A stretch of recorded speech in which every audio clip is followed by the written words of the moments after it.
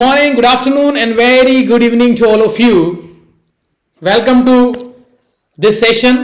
Okay, और आज के इस सेशन में मैं तीनों daily routine, yesterday routine, tomorrow routine, जो तीनों रूटीन हैं, जो मैंने तीन अलग अलग वीडियो जो बनाए हैं, जो कल का और परसों का, तो आज के इस वीडियो में मैं तीनों रूटीन को एक साथ आपको समझा रहा हूं, बहुत ही सरल सहज तरीके से।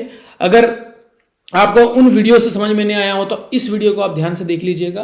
आपका जो कॉन्सेप्ट है present simple tense, past simple and future simple, this all three tenses will be crystal clear in your mind and you will come to know how to use it. Okay, तो present simple tense के बारे में जैसे मैंने आपको बताया था कि हम डेली रूटीन के अंदर वर्तमान काल के अंदर सुबह से लेकर शाम तक हम जिस टेंस का इस्तेमाल करते हैं, जिन वर्ब का इस्तेमाल करते हैं हमारे दिनचर्या को कहने में, तो मैंने 15 से 20 वाक्य कुछ लिखाए थे आपको।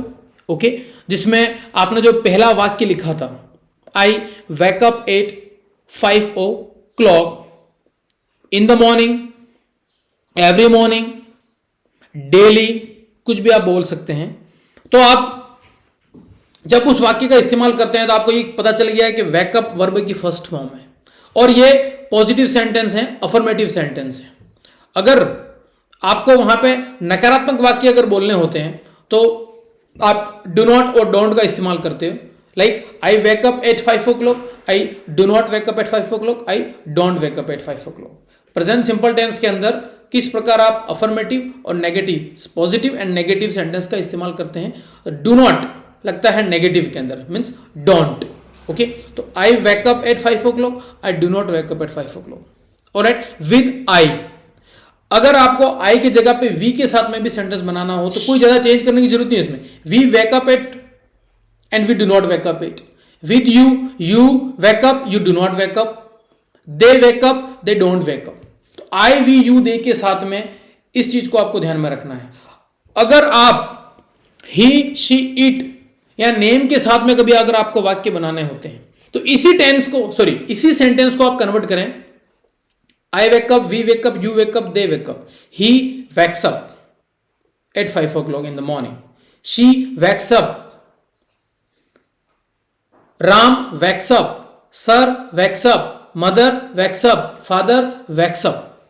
अब यहां पे क्या किया, वर्ब के अंदर SES जोड़ देते हैं जब प्रेजेंट सिंपल टेंस की, यानी कि वर्तमान काल के बारे में अगर आप बात कर रहे हैं तो अफर्मेटिव यानी इसी पॉजिटिव सेंटेंस के अंदर SES को हम ऐड करते हैं। लेकिन अगर हमें यहां पे नेगेटिव सेंटेंस बनाना हो कि नहीं, वह नहीं उठते, मतलब he doesn't wake up, she doesn't wake up, he doesn't go, she doesn't play, she doesn't write, he doesn't write, he doesn't ride, she doesn't drive।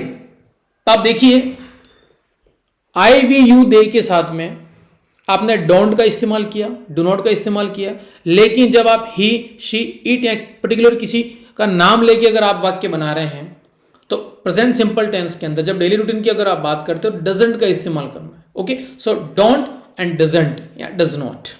Okay, अब आप आ जाइए यस्टरडे के अंदर, भूतकाल के अंदर, जब आपको पास्ट के बारे में जब बताना हो। ओके, तो जिस प्रकार आपने डेली रूटीन के अंदर चेंज किया, थोड़ा सा चेंज यहां पे है।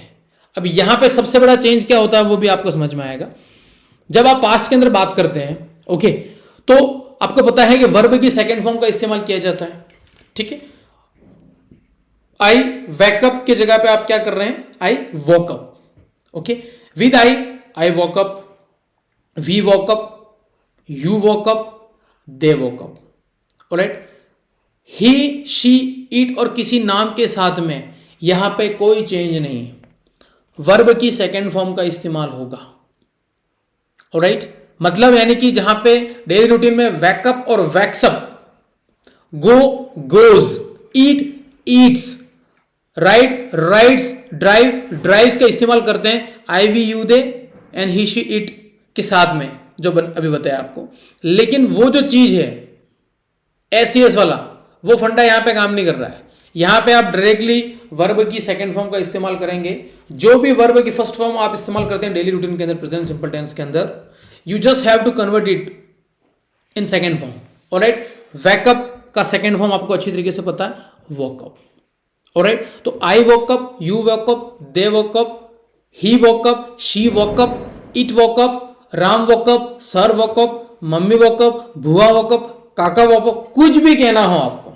लेकिन यहां पे बहुत सारे बच्चे गलती कर देते हैं, लाइक वो एस एस याद हो जाता है, दिमाग में बैठ जाता है, ही शी इट के साथ में वर्ब में एस एस लगाते हैं, तो यहां पे सेकंड फॉर्म के अंदर भी एस एस, तो वो क्या करते हैं, वॉक्सअप, वैंड्स। जनरली मैं सुनता हूं बच्चों से ये, तो फिर उस चीज को क्लियर करनी होती है, तो इस चीज को आप दिमाग में बिठा लीजिए। वर्ब की सेकंड फॉर्म में आप एस एस नहीं लगाएंगे। ऑलराइट, ये अफर्मेटिव सेंटेंस की बात हो रही है। ओके, सकारात्मक वाक्य की बात हो रही है। ऑलराइट, मैं उठा था, आई वॉक अप, हम उठे थे, वी वॉक अप, तुम उठे तो, वह उठा था, सब उठे थे। ठीक, मैंने खेला था, मैं क्रिकेट खेला था। ठीक, आई प्लेड क्रिकेट, उसने क्रिकेट खेला था, he played cricket, she played cricket. Alright, इस चीज को ध्यान रखना है। और अगर अब इसमें नेगेटिव बनाना है तो वहां पे डोंट और डजंट का इस्तेमाल किया था, और यहां पे केवल और केवल डिडंट का इस्तेमाल करेंगे। डिडंट कहो तो भी, डिड नॉट कहो तो भी, या सिर्फ डिडंट कहो तो भी।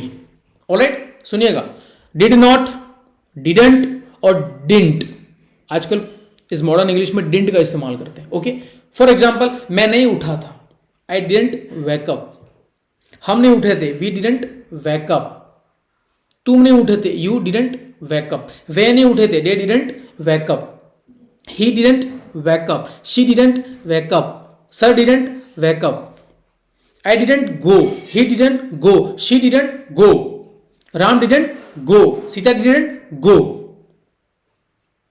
शायद आप समझ गए होंगे। Okay, so don't, doesn't and didn't in yesterday routine in past simple tense. Okay, और फ्यूचर तो आपको ऐसे चुटकियों में समझ में आ जाएगा। ऑलराइट, सो स्पोकन इंग्लिश में हम एक्चुअली शेल का इस्तेमाल नहीं करते, हम विल के साथ में ही सेंटेंस बनाते हैं। I will go, okay, I will wake up, we will wake up, she will wake up, you will wake up, alright, he will wake up, she will wake up, it will wake up, Ram will wake up, mother will wake up, will का इस्तेमाल कर। और जब negative sentence अगर आपको बनाना है तो will not, okay, will not, I will not wake up, you will not wake up, they will not wake up, Ram will not wake up, sir will not wake up, mother will not wake up. Okay, और will not को आप want भी कह सकते हैं। Alright, want, I want go, I want eat, I want play। Alright, एक I want होता है, WANT, that's चाहना, I want to go, मैं जाना चाहता हूँ, I want to eat, मैं खाना चाहता हूँ। Alright, and here it's want, okay, I want go, I want play, मैं नहीं खेलूंगा, वह नहीं खेलेगा, he won't play, she won't play. Okay, लेकिन अगर टू लगाए थे बीच में, okay, and spelling is different. Alright, WONT, here WANT, want, चाहना, I want to eat an ice cream.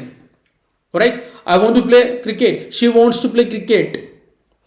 तो वहां पे will not, that is won't, तो मैं नहीं जाऊंगा, आई विल नॉट गो, वह नहीं जाएगा, he will not go, she will not go, sir will not go, ma'am will not go. तो आप देखिए कहां पे डोंट का इस्तेमाल, डजंट का इस्तेमाल, कहां पे डिडंट का इस्तेमाल, और कहां पे विल नॉट या वॉन्ट का इस्तेमाल। तो तीनों टेंस आप समझ गए, तो फिर आप शुरुआत करें रोज का रूटीन बोलने का।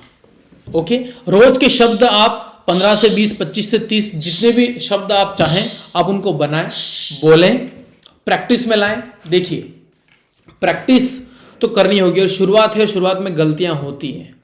ठीक है, वही है, हमेशा मैं यही कहता रहता हूं कि प्रैक्टिस मेक्स मैन परफेक्ट।